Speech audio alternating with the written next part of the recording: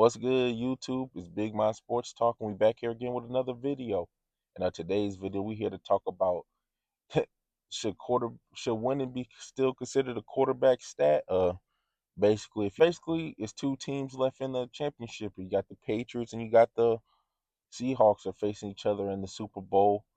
And basically, this topic is going around because Sam Darnold has now become, I think, one of the first or the few people to win 14 games on two different teams and like back to back seasons or something like that. And you already know. So this subject already came up, boy. Should winning be considered a quarterback stat? Because shout out to him for doing that, but let's keep it real. We're not gonna act like the Vikings aren't a good team. It's just they need a quarterback. And then you the Vikings is a really good team. All they need is a quarterback. And we can't act like the Seahawks wasn't a good team. They just needed a quarterback too. Like again, I'm not saying Sam Darnold is no bum quarterback because people was like, oh, look at the Vikings now. I know that's probably what people saying that's watching this is look at the Vikings now. What's the record now? But let's not act like again the Vikings is on a bad team. Again, we can use this up. We can use since we're gonna do that. Let's do this topic. Shout out to when Jameis Winston was on the Tampa Bay Buccaneers and they was 8-8 and he led the league in interceptions and touchdowns. Guess what happened the following season? They got rid of him and they brought in somebody else, Tom Brady. And what ended up happening? They won the Super Bowl.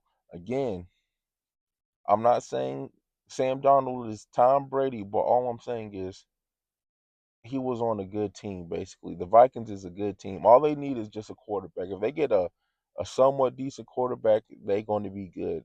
That's like one of the biggest things in the NFL is if you got a trash quarterback, your team is going to be trash. it, he could help some, but if your quarterback trash, it's over with. But yeah, like that's what I'm saying. Like this whole winning thing is so stupid because, again, I'm a Detroit Lions fan. Matthew Stafford just got a winning season this year. He got a positive record this year. And again, like people trying to act like this year is one of Matthew Stafford's best year. People need to go do their research on Matthew Stafford. He threw for 5,000 yards when he was in Detroit. I think in that same year he had over 30, 40 touchdowns. So like again, like Matthew Stafford been that good. If you go look at his years in Detroit, he was throwing for almost 4,000 yards almost every year if not 4,000, close to it. But you see what I'm saying? But he's not winning because the team is bad. Like now he goes to a better organization. Now all of a sudden he's winning. Now he's a first team. People be calling him a first ballot Hall of Famer. Again, do I think he's a Hall of Famer? Yes. But think about it is I've been saying this when he was playing with the Lions. I always been saying that he has one of the best arms in all of NFL history. It's just he was playing on a trash team. And that's what I think that's why I said this winning stuff is stupid because you could be a good player just on a super bad organization. You see what I'm saying? Or you can just be an average quarterback and you go play with the Monstars teams, and now all of a sudden you're the super winner. Like again, no disrespect to Sam Darnold because he has played great this year. Like I ain't trying to take nothing away from him, but let's keep it real. If you ask a lot of these people why is the Seahawks winning games, you ask 10 random people, majority of them are going to say it's because of the defense. That's what I'm saying. Like, to even look at the Patriots, Drake Maye got MVP Finals, which I think he should be an MVP Finals. But let's keep it real. During the playoffs, when he played against good teams, he was looking real shaky out there. He wasn't doing that much. He was really one of the. I mean, let's keep it real. The game versus the Chargers, he played. He played pretty. Play. I ain't gonna say he played amazing, but let's not act like he played. I mean, I'll say he played good, but let's not act like he was out there playing amazing. The Texans, if C.J. Stroud just threw one less interception, we already see what that would have been like. You see what I'm saying? He was playing bad that game. Really, the only thing he did, people, if you stat watch, if you trying to stat sheet watch the game, keep it real. If you look at the game, he ain't do nothing good besides that one throw to Butane when he beat what's his name, Stingley on the goal ball. But if we keeping that play real, it was a great ball. But Stingley, I mean, Boutte made one hell of a catch. He made a one hand catch. So that's literally all he did the whole Texans game. He didn't do nothing else crazy. It was multiple plays when it was, yeah, like even during the game versus the Texans, you see multiple times on third down they just threw the ball out of bounds just so they could punt the ball and he wouldn't make no mistakes to make them lose the game. So that's what I'm saying. Again, do I think some quarterbacks where if it's like Josh Allen, Patrick Mahomes, like the elite of the elite, like if you play bad, would you lose? Yes, but that's not what all situations. Like again, that's why I said like think about what CJ Stroud before the Texans game, who they played. But think about that game. He played bad at that game. He had multiple turnovers that game, but the defense kept him in the game to win the game. So that's why I said like this whole winning thing is stupid. Because again, like that's what I said. CJ Stroud got winning seasons, but if you keep it real, all this year it was because of the defense. Like, let's keep it real. Sam Darnold, again, shout out to you for having multiple 14-win seasons, but let's keep it real. It's not because it's because of the Seahawks defense. Like that's what I'm saying. It's like that whole winning thing is dumb. What I think it really is, I think people the how people commentate football is they try to use the same commentating that you would use for basketball. Like, dog, no disrespect, but like a quarterback can go out there and throw for 400 yards, three TDs, but if you want a trash defense, you're gonna lose. Like like what's it called? The Bengals. I mean, just like the Bengals, like Joe Burrow be putting up crazy stats. Like, think about last year. If Joe Burrow just would have went in the playoffs, he probably would have won MVP. If you look at his stats, he had crazy stats, boy. I think probably the only quarterback who had better stats than him that year was probably what Lamar, and but he put up stupid crazy amount of stats. But think about it is he putting up 300-400 yards a game, but the goddamn his defense is allowing 500 yards. So you see what I'm saying? So now he's getting all these L's, but now if he go to a better situation and he start winning, all everything is going to change. That's why I said I think him is the same thing with Stafford again. Like when Joe Burrow get out the Bengals, and people gonna recognize how great. That's why I told you, boy. It's so crazy again. Like with the Stafford thing, like you should have seen how people talked about Stafford back when he was on the Lions. Nobody thought he was good. Nobody thought he was elite. Nobody cared what he could do because he wasn't winning games. He never won a playoff game. He never make it to the playoffs. Yada yada. He has a losing record as a quarterback.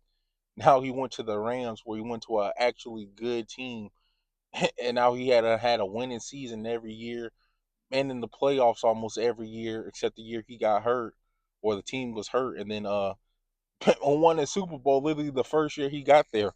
But all of a sudden, but no, if you count to the medias, he wasn't good because he didn't have a winning record. That's why I said I just think they use basketball analogy for football. Like to me, the only sports where winning should matter.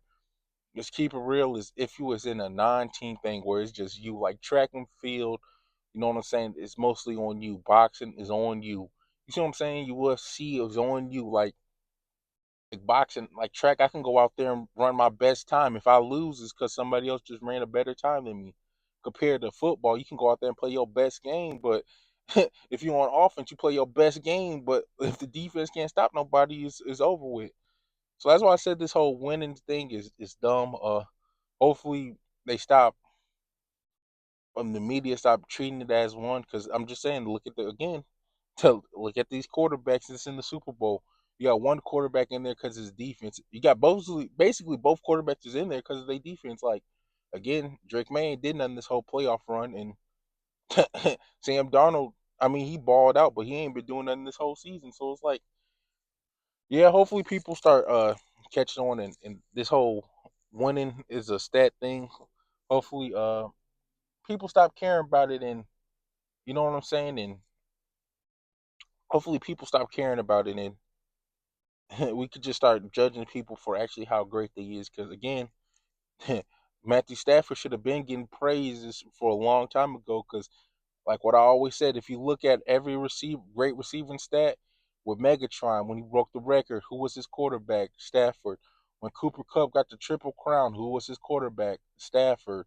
When Puka Nakua basically put up one of the best rookie receiving season of all time, who's his quarterback? Matthew Stafford. Like that's what I'm saying. Like if you ask Golden Tate, his best careers was with who?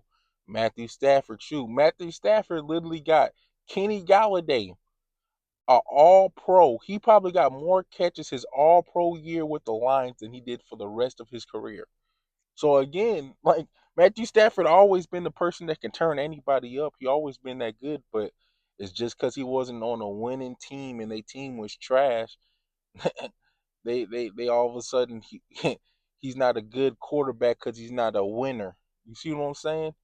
But again, though, if you look at his stats in Detroit, he was like on the all-time fourth quarter comebacks. He done threw for multiple 4,000 yards. Every time when he was in Detroit, we had a top offense. We always had a top passing offense, but then every year we had one of the worst rush offenses and one of the worst pass defenses every year. You can look it up with Matthew Stafford with the Lions. Every year since we was on the Lions, he had a top five passing offense basically, and a top, and I say most of the time a top five to top 10 run defense. After that, he always had a bottom five run offense or a bottom 10 run offense and a bottom 10 pass offense or a bottom five pass offense every year. But again, it's Matthew Stafford's fault for that, though. You see what I'm saying? Dude ain't never had more hundred. Dude done had more 100 yards rushers than his time with the Rams than he did with the whole tenure with the Lions. But again, though, he's not a winner because he couldn't win games or just because the team wasn't good. But yeah, uh, so question of the day is should winning count as a quarterback stat? You already know my my answer. But yeah, so make sure you hit the like and subscribe and peace.